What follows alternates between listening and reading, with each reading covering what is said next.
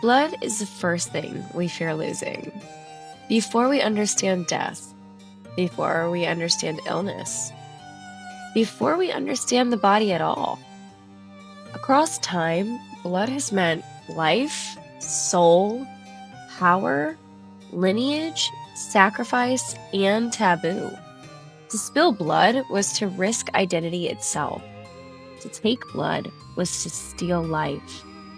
Long before vampires had fangs, they had hands. Long before coffins, they had hunger. Long before the dead returned, the living feared being drained. Every culture has a story where blood is not just fluid, it is essence. And every culture has a warning about what happens when the essence is taken. Tonight, we're not asking if vampires exist. We're asking why blood became the first thing we feared being stolen. This is Cryptids Without Borders, Folklore in the Dark. Exploring the shared nightmares of humanity, I'm your host, Kitty, and this is episode 4, Blood and the Body, the First Vampires. Before we begin, a reminder of what the series is and what it isn't. Cryptids Without Borders is not about proving or disproving the existence of monsters. It's about belief, about fear, about how human anxiety takes shape in stories that survive for centuries. In this episode, we're moving backward, far earlier than medieval castles or Gothic novels, to examine why blood becomes the first supernatural medium of fear. Not death, not darkness, not even monsters. Blood. We'll explore how ancient cultures understood blood as life itself, how early spirits and demons were believed to drink it, and how disease, trauma, and bodily decay transform that fear into what we now recognize as the vampire archetype. This episode uses historical records, folklore, medical misunderstanding, and psychological frameworks to trace how blood became sacred and then became dangerous. You don't need to believe in vampires to listen. You just need to be willing to follow fear back to its earliest form. Before blood was a horror, it was sacred. Not metaphorically, literally. In the earliest civilizations, blood was not just fluid. It was life itself. It was breath. It was soul. It was identity. Across the ancient world, blood was believed to carry the essence of a person. Their vitality, their ancestry, their power, and sometimes their spirit. This belief appears independently in cultures separated by oceans, language, and time. In ancient Egypt, blood was tied to both Ka, the life force, and Ba, the individual personality or soul. Blood was not merely symbolic, it was a physical container of spiritual essence. Injury, bleeding, or ritual bloodletting carried religious implications far beyond the body. Blood was also central to protection and magic. Amulets were often marked in red ochre to imitate blood, invoking its power without spilling it. In medical papyri, blood was associated with vitality and the gods themselves, both a gift and a danger. In Mesopotamia, blood was likewise seen as the seed of life. The Epic of Atrahasis describes humanity being created from the blood of a slain god. An explicit statement that blood carries divinity, consciousness, and identity. To possess blood was to possess power. To spill it improperly was to disrupt cosmic order. Blood was also central to ancient Mesopotamian demonology. Spirits such as Lamastu and Lilitu were believed to prey upon infants and pregnant women, often through blood, breath, or bodily fluids. These were not abstract metaphors. They were real threats in a world where childbirth and infancy carried high mortality rates. Blood loss meant death, and so blood-drinking spirits became symbols of that terror. In ancient Greece, blood was synonymous with life force, but it was also believed to be consumed by the dead. Homer describes the shades of the underworld regaining consciousness only after drinking blood. A powerful image linking blood to awareness, agency, and identity. This idea that blood restores life, consciousness, or strength is foundational. It appears again and again in Greek myth, in Mesopotamian epics, in later European folklore, and in global religious systems. Blood is not simply lost, it is taken. And when blood is taken, something more than fluid is stolen. Across cultures, blood is among the earliest sacred substances. In Judaism, blood is explicitly described as the life of the flesh. Levitical law forbids consuming blood because it is believed to contain the soul, not metaphorically, but literally. Blood is reserved for a sacred ritual, not daily consumption. To ingest it would be to violate divine law and the sanctity of life. In Hinduism, blood appears in ritual offerings, particularly in forms of goddess worship tied to destruction, renewal, and protection. While modern interpretations often focus on symbolism, early ritual systems treated blood as an exchange, life force given to gods in return for balance, fertility, and protection. In indigenous traditions across the Americas, blood is tied to lineage, ancestry, and spiritual inheritance. It connects the living to the dead and to the land. Blood is not merely physical, it's relational. To spill blood improperly disrupts not only the individual body, but the community and the cosmos. These beliefs are not marginal. They form the bedrock of how early humans understood life, death, and danger. Blood was the most visible evidence that life could leave the body. And once blood was understood as sacred, it became inevitably dangerous. Blood is unique among bodily substances because it's both internal and external. It belongs inside the body. When it appears outside the body, something has gone wrong. Unlike breath, which is invisible, or pain, which is subjective, blood is undeniable. It is the most visible marker of injury, vulnerability, and mortality. When blood flows, death becomes imaginable. From an evolutionary standpoint, blood loss is one of the fastest ways to die.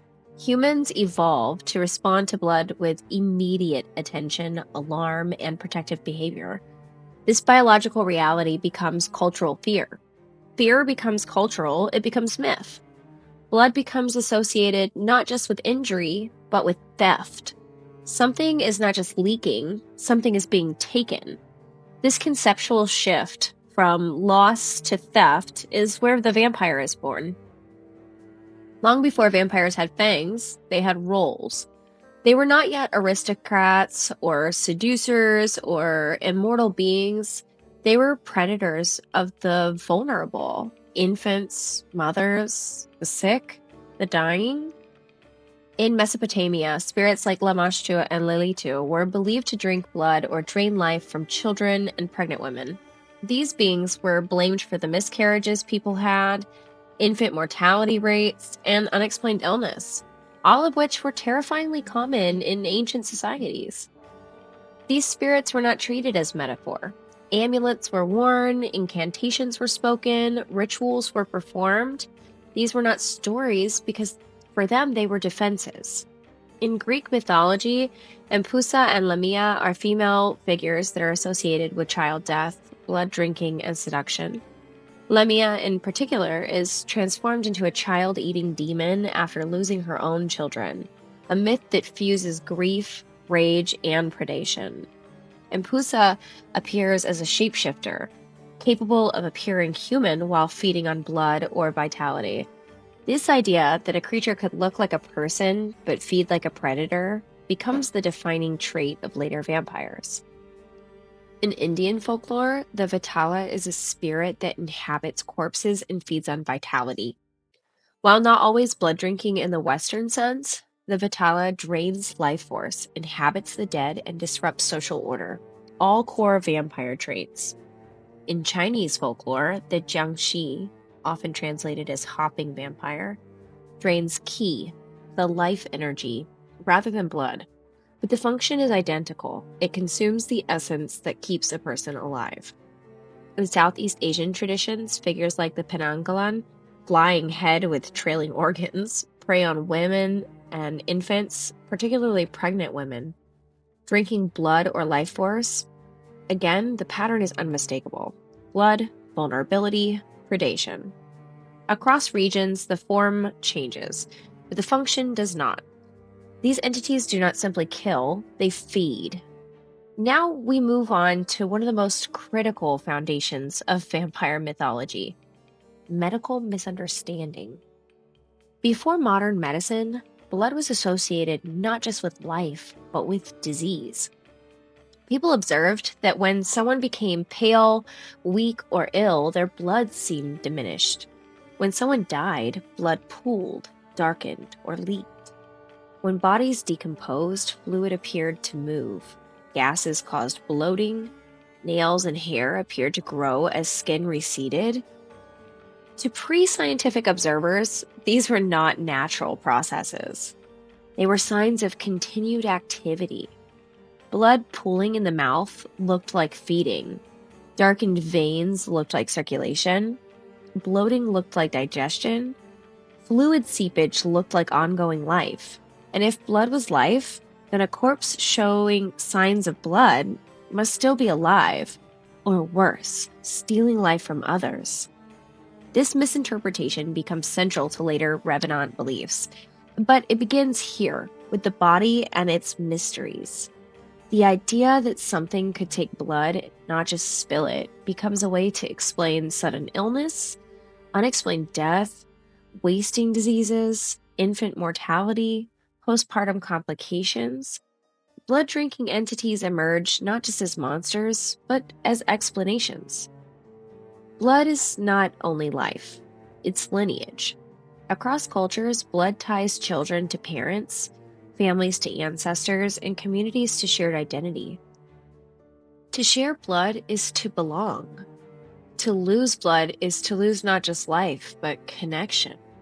This is why blood taboos exist, why blood rituals exist, why blood sacrifices exist, why blood purity laws exist. Blood is not simply physical, it is social, spiritual, and symbolic. And so the idea of a being that steals blood becomes more than a physical violence. It becomes existential theft.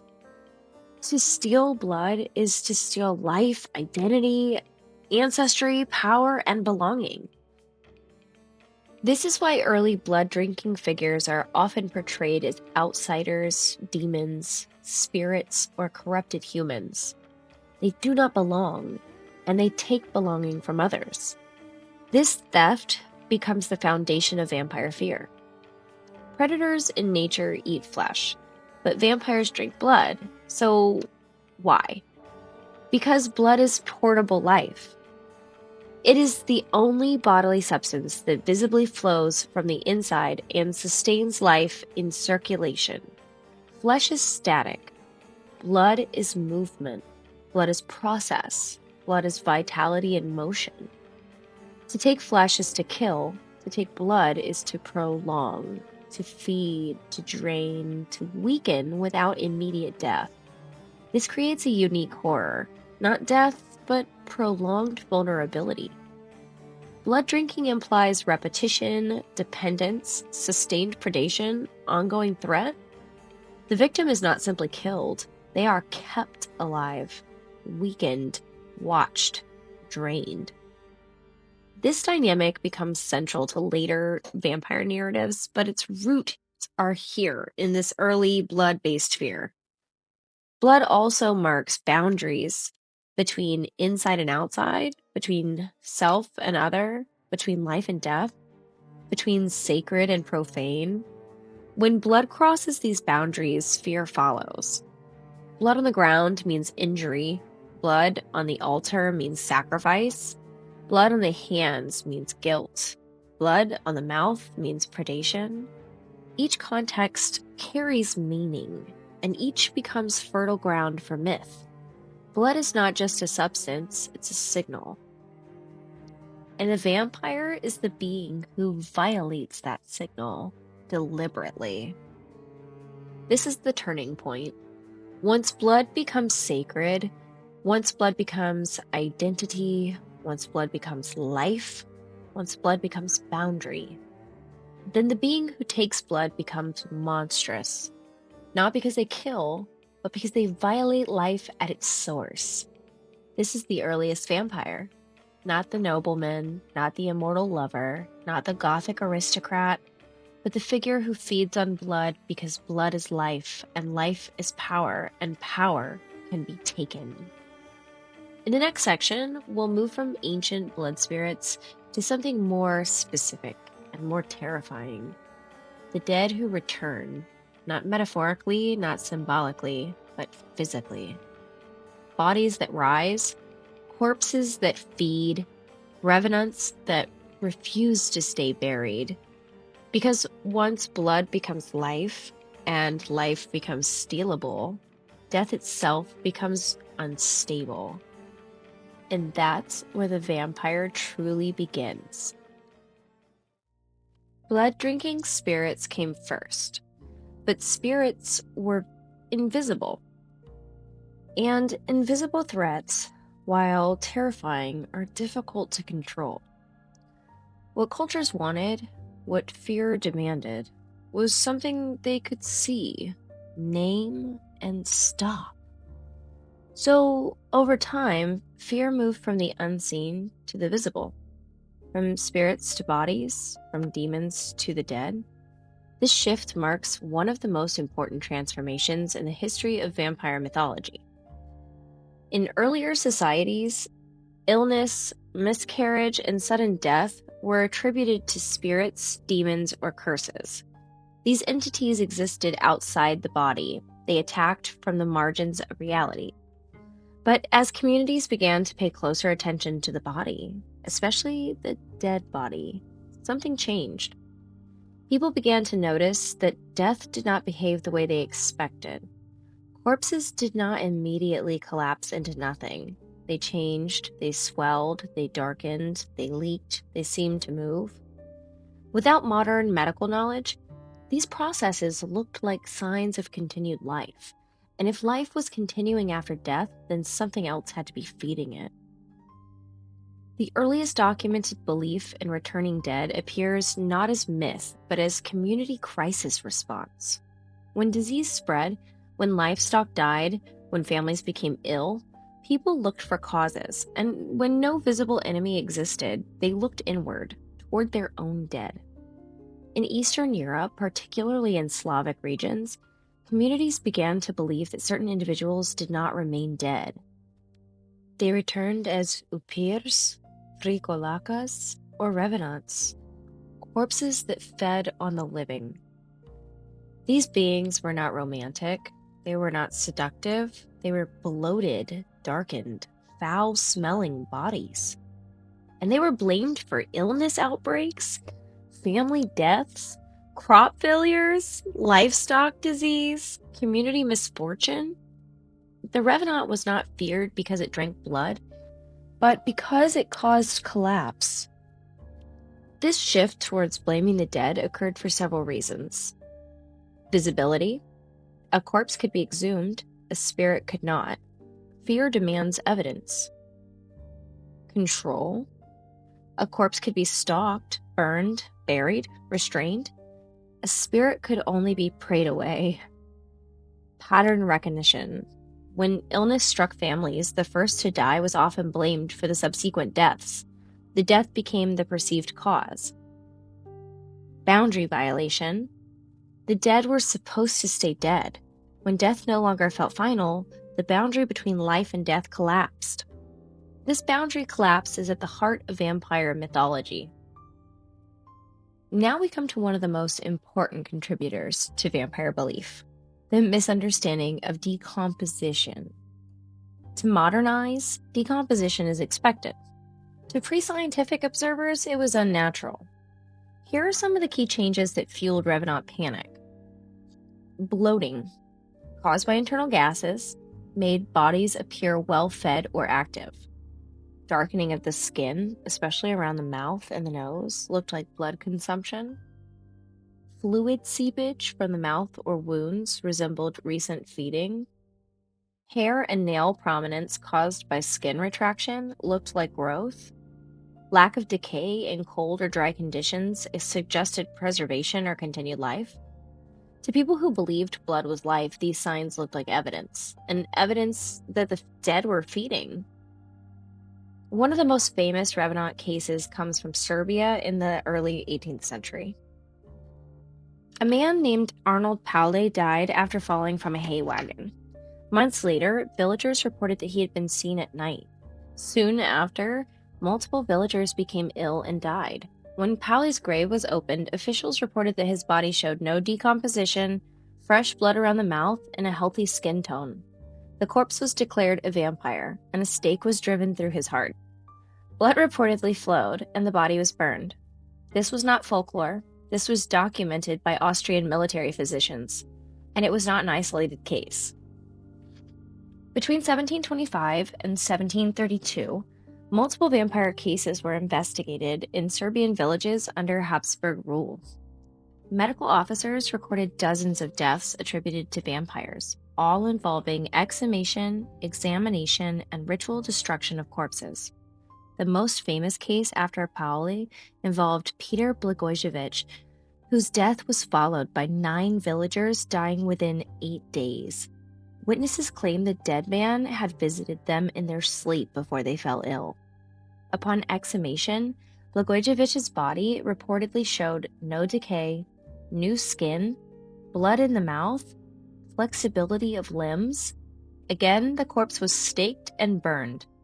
These cases were so widespread that they prompted official government intervention, not to hunt vampires, but to suppress panic. These outbreaks reveal something crucial. Vampire belief is not just about monsters. It's about collective trauma.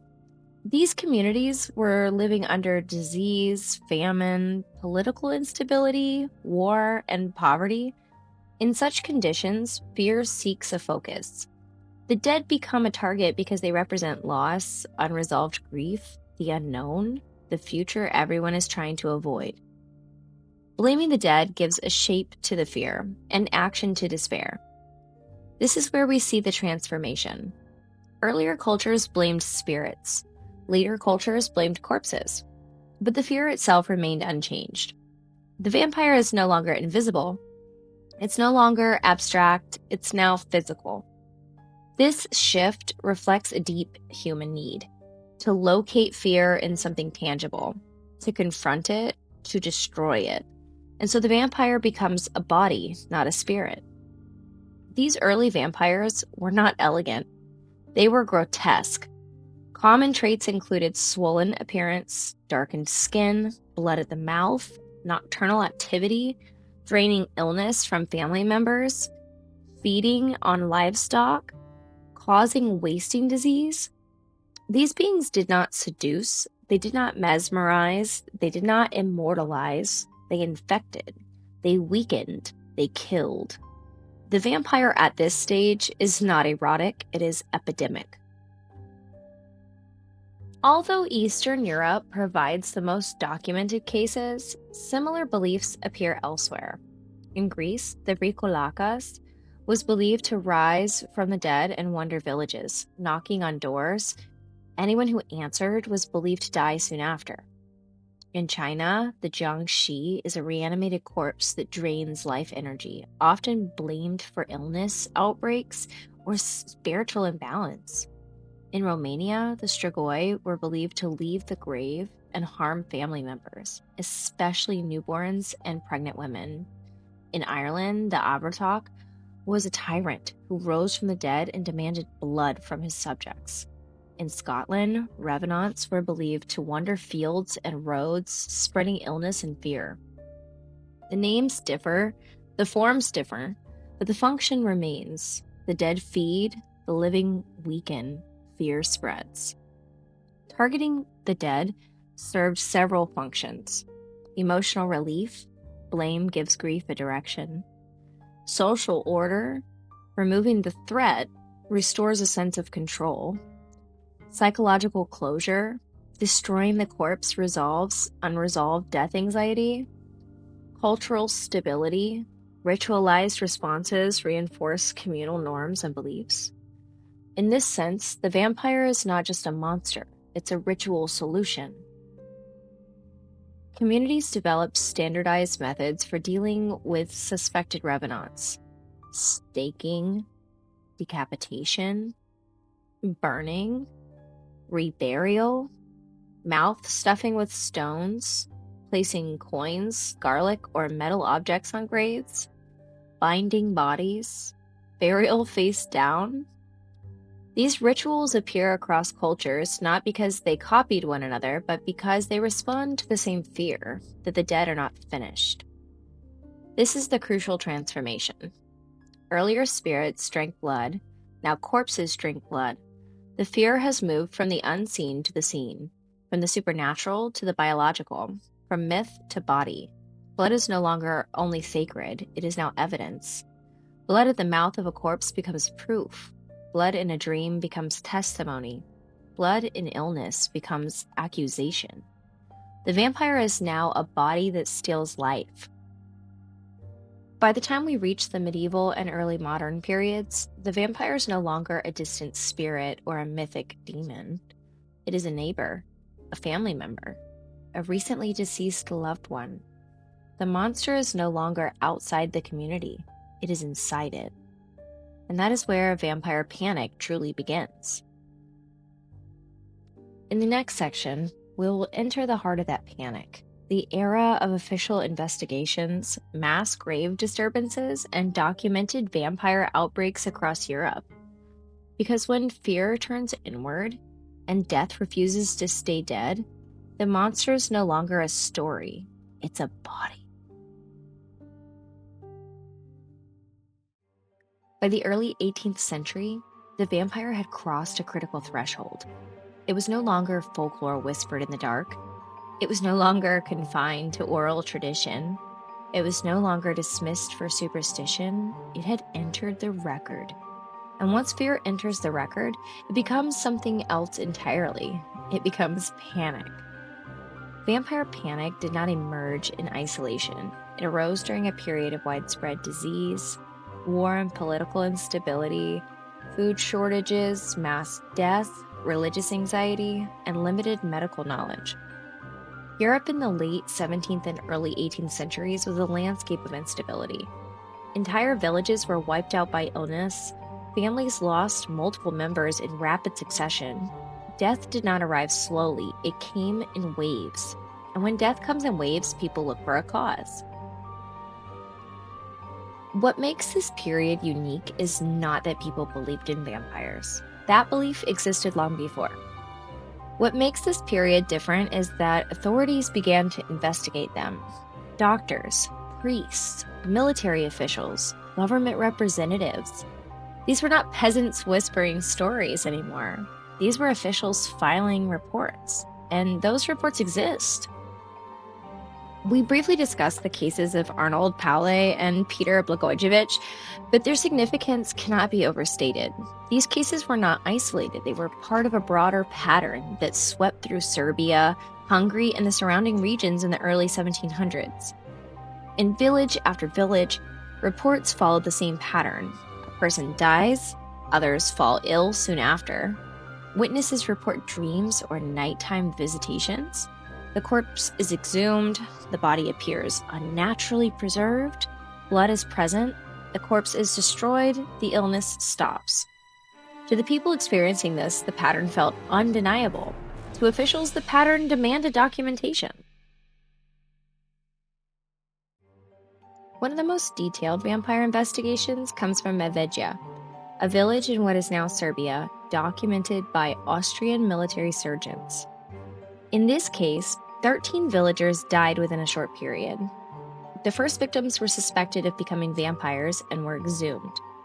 Their report described bodies that were not decomposed, still flexible, ruddy in complexion, and showing blood in the mouth.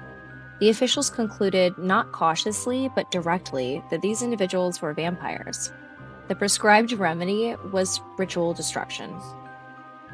These reports were not private. They were circulated across Europe. They appeared in medical journals, they were discussed in courts, and they were debated in universities. This transformed the vampire from a local superstition into an international phenomenon. Once scholars began writing about vampires, the belief became portable. The English word vampire enters the language in the early 18th century, directly from Slavic terms like upir and vampir. This linguistic shift matters. Before this, blood-drinking entities existed, but they were scattered under different names. Now, they had a single word. And once fear has a name, it becomes easier to spread. Doctors examining these corpses were operating without knowledge of germ theory, circulation science, decomposition chemistry, forensic pathology. They did not know that bloating comes from gas, that blood can pool and leak post-mortem, that the skin retracts, that cold preserves bodies, or that rigor mortis fades. Without this knowledge, what they saw looked like life. A body that bleeds must be alive. A body that does not rot must be alive. A body that moves, again, must be alive. And if the body is alive, then death itself has failed. This is one of the most tragic and fascinating aspects of vampire panic. Medical authority reinforced the belief instead of dispelling it. Doctors, not priests, declared corpses vampires. Surgeons, not storytellers, ordered destruction. Officials, not villagers, documented the findings. Fear did not collapse under scrutiny. It was validated by it. Another critical feature of vampire panic was the role of dreams. Victims often reported seeing the dead person in their sleep, being pressed on the chest, feeling drained upon waking, and falling ill soon afterward. These experiences resemble modern descriptions of sleep paralysis and hypnagogic hallucinations. But at the time, these were interpreted as physical attacks. If someone died after reporting such a dream, it became proof. The mind's vulnerability during sleep became the vampire's weapon. Vampire panic spreads like disease. One death leads to suspicion, suspicion leads to exhumation, exhumation leads to confirmation, confirmation leads to ritual destruction, destruction leads to relief, and relief reinforces belief, and the cycle repeats. This is not random fear, it is structured fear. Many accused vampires shared common social traits. They were outsiders, they were socially isolated, had unusual deaths, were criminals, or it had been a suicide. They were believed to be witches, they died without confession, they were buried improperly. In other words, they were already marginal in some aspect. Vampire panic did not create social exclusion, but it did exploit it. The vampire became a vessel for everything in the community that they feared, that they distrusted, or that they rejected. Religious beliefs also played a significant role. Christian doctrine emphasized resurrection, judgment, proper burial, and the sanctity of the grave. When corpses appeared to remain active, it challenged theological certainty. If the dead were not resting, then something was wrong, either with the soul, the body, or the world itself. The vampire became a symbol of spiritual disorder. As reports circulated, something else changed.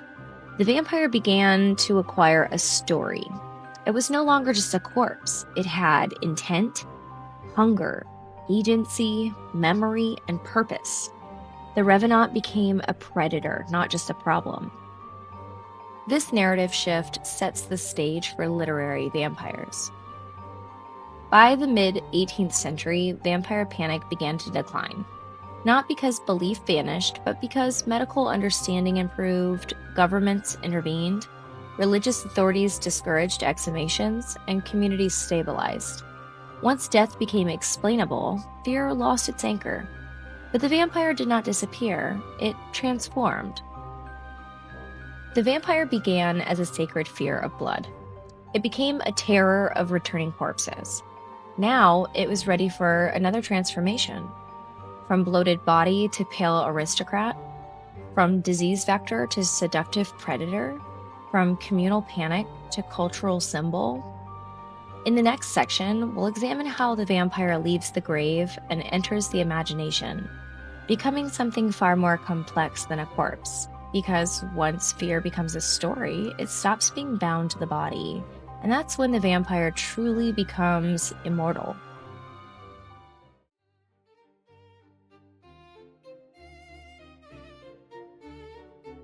By the late 18th century, something remarkable happened. The vampire began to leave the ground. Not literally, but culturally. For generations, the vampire had been tied to the grave. It was bloated, foul smelling, grotesque. It was not seductive, it was not elegant, it was not mysterious. It was a problem. But as medical science advanced and corpse based panic faded, the vampire did not disappear. It evolved. Once decomposition could be explained, fear had to relocate, and it did. The vampire moved from the body to the soul.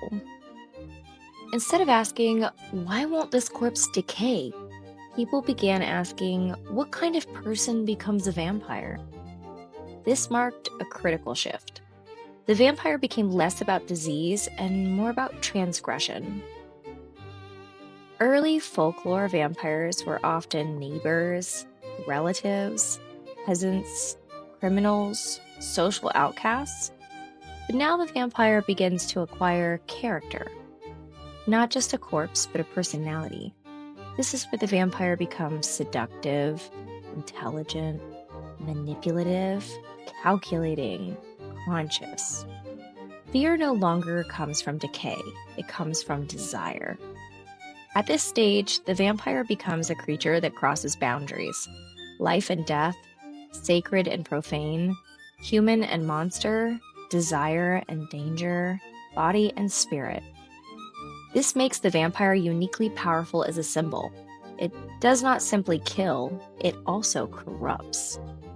One of the most important transformations during this period is the introduction of sexuality into vampire mythology.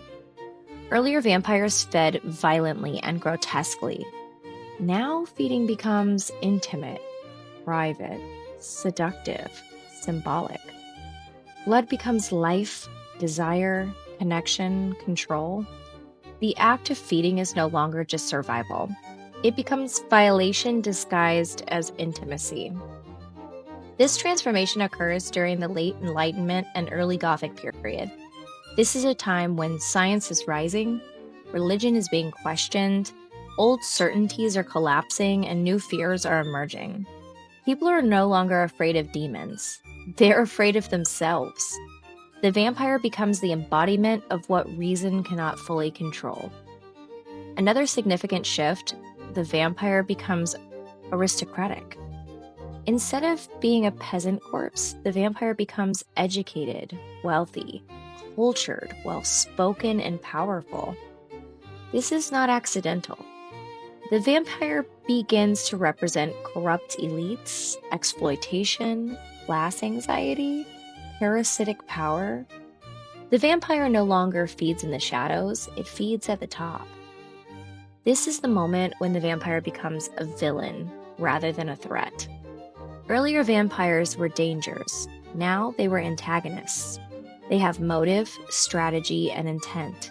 They plan, they manipulate, they choose. By this point, the vampire is no longer just feared, it is useful. It becomes a mirror for sexual repression, power imbalance, moral hypocrisy, social decay, the fear of desire, and the fear of corruption. The vampire is no longer about death alone, it's about what people are afraid to become. This transformation sets the stage for literature. Once the vampire becomes symbolic, psychological, narrative-driven, and character-based, it becomes writable, and writers seize it. This is the most important shift of all. Earlier vampires were destroyed, they were burned, they were staked, they were beheaded. But now the vampire becomes persistent, enduring, repeating, and adaptable. It survives not because the body lives, but because the idea lives. By the end of the 18th century, the vampire is no longer a decomposing corpse in a village grave. It's a figure of desire, power, corruption, immortality, and transgression. The vampire has moved from the ground to the page, and soon from the page to the screen.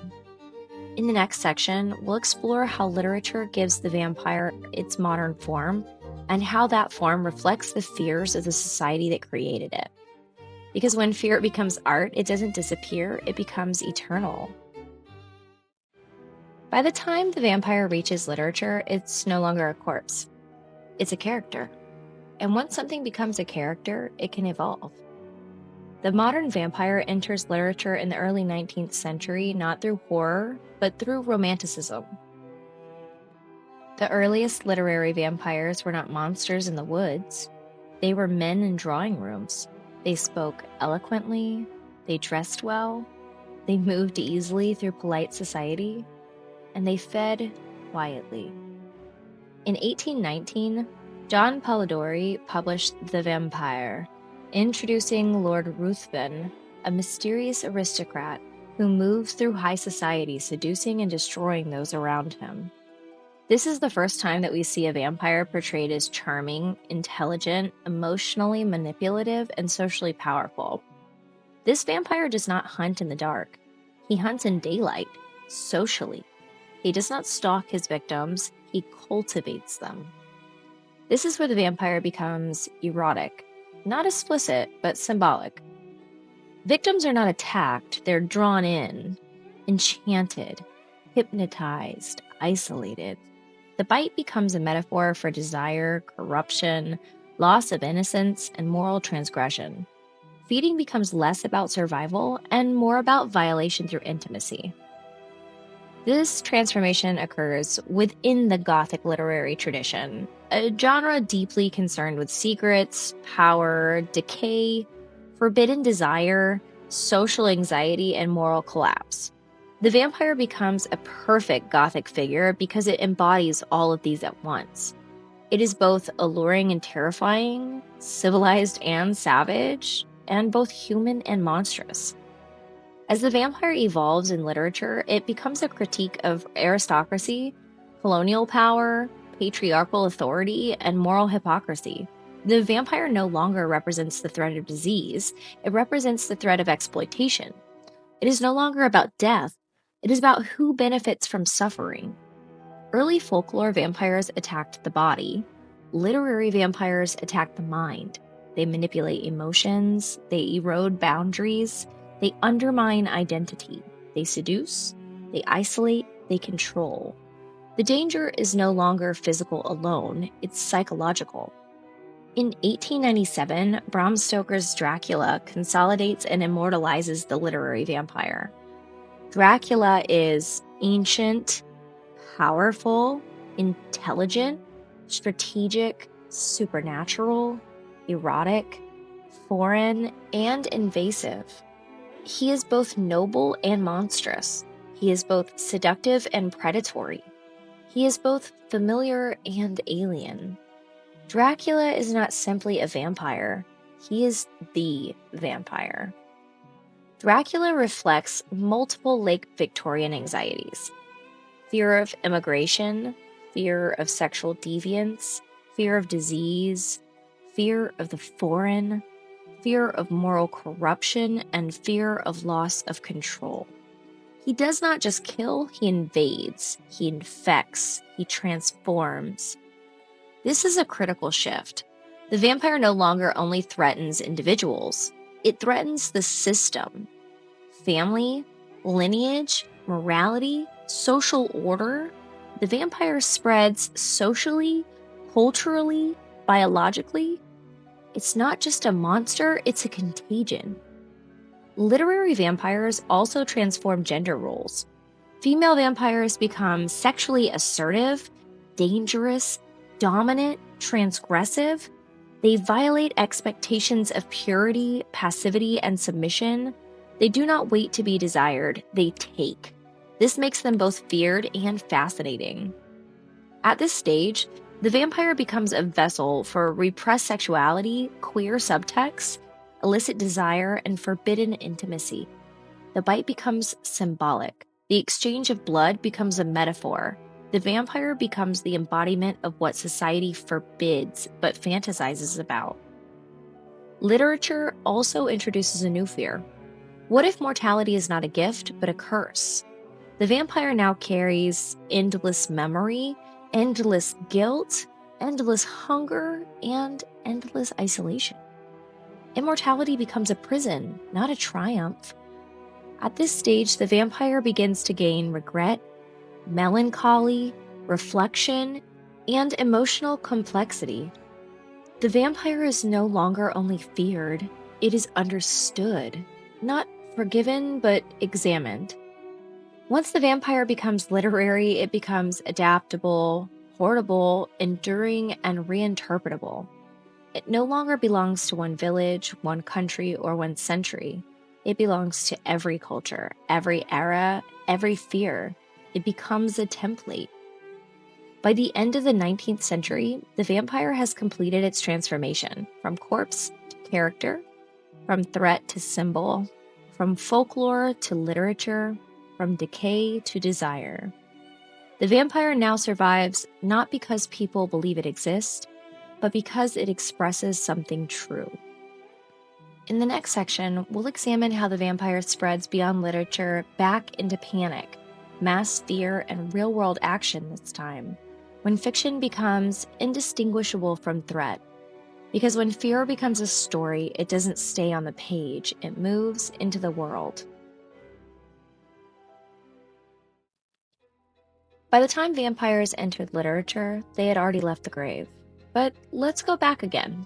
Before they ever lived on the page, let's talk some more about when they lived in the panic of communities. This section's not about myth, it's about reaction. Because the most frightening thing about vampires is not that people believed in them. It's what people were willing to do because they did. Across Eastern and Central Europe between the 17th and 19th centuries, communities reported outbreaks of vampirism, not as legends but as events. Villagers did not speak of the stories.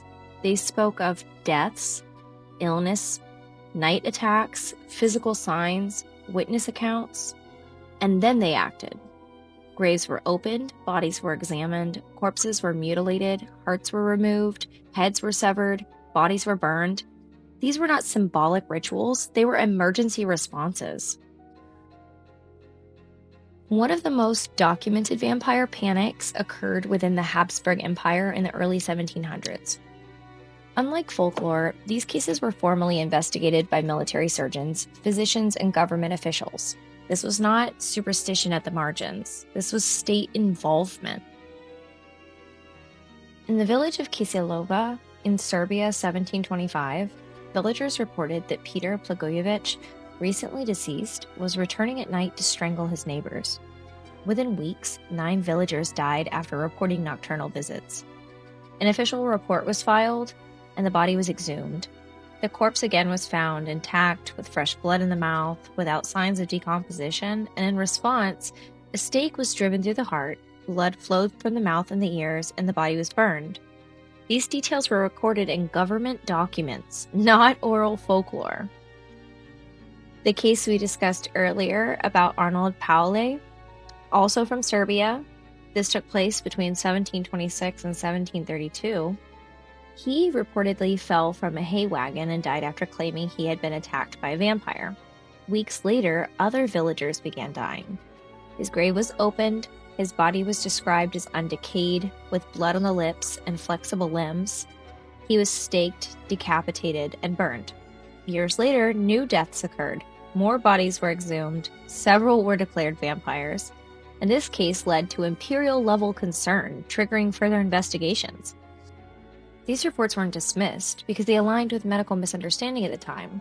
Signs of decomposition that had been misinterpreted as signs of vampirism, bloating, pulling in the mouth, hair and nails appearing longer, lack of visible decay.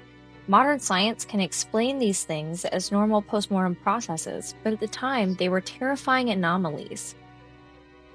These outbreaks occurred during periods of plague, tuberculosis, famine, war, social instability.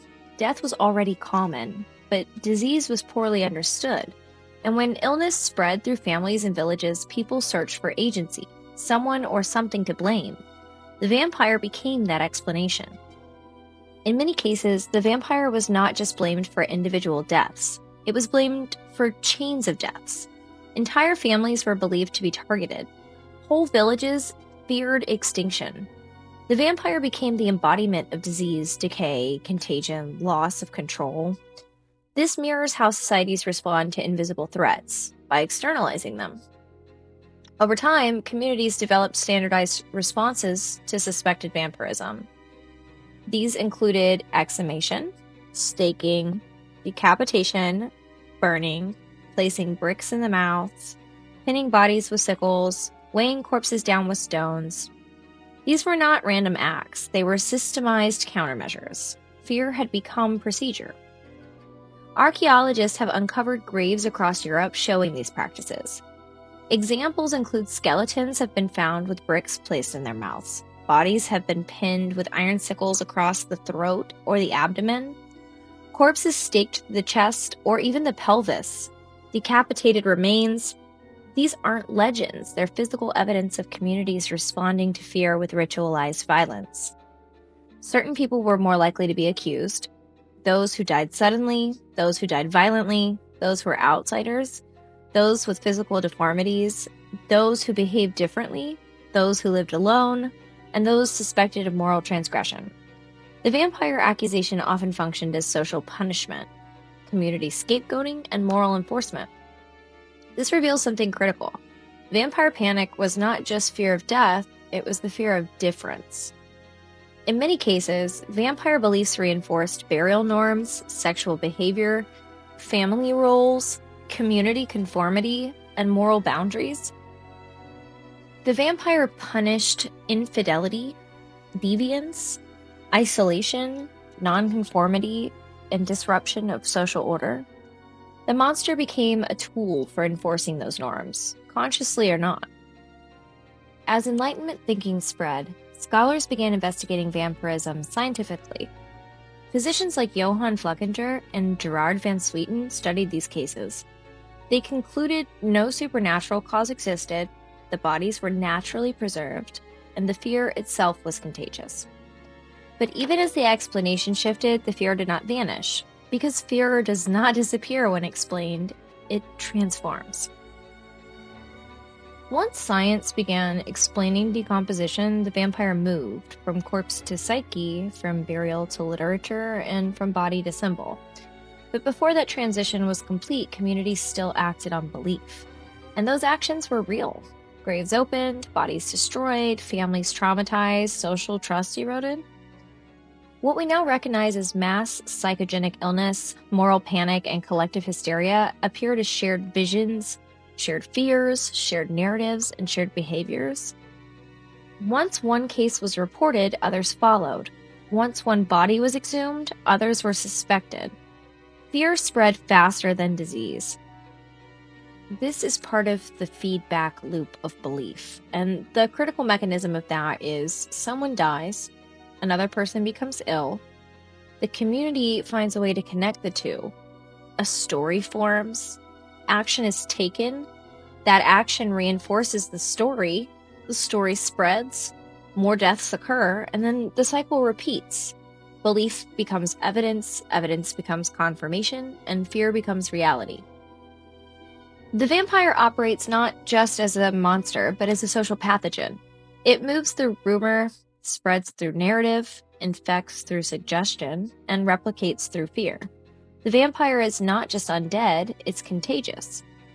By the 19th century, vampire panic fades from village life, but not from culture.